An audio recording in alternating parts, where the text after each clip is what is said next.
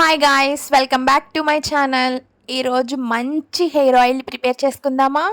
దీనికోసం గోరింటాకు, కరివేపాకు, మెంతులు, మందార పువ్వులు, మందార ఆకులు ఇవన్నీ ఫ్రెష్గా వాష్ చేసుకొని మిక్సీ జార్లో వేసి ఇది బాగా గ్రైండ్ చేయండి. చాలా ఈజీగా చేసుకోవచ్చండి. చాలా మంచి రిజల్ట్స్ వస్తాయి. ఖచ్చితంగా ట్రై చేయండి.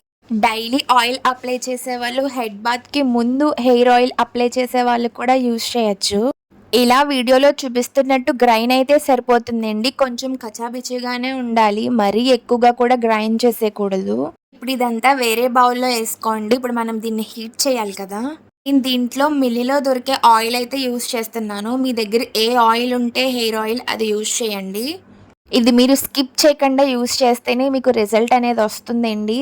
ఇప్పుడు ఇది మనం స్టవ్ మీద పెట్టుకొని లో ఫ్లేమ్లో పెట్టి బాగా మరిగేంత వరకు ఉంచండి. ఇక్కడ చూపిస్తున్నట్టు అంతే. ఫిల్టర్ చేసి ఆయిల్ని డైలీ అప్లై చేసేయండి. Like, share, subscribe. Bye guys.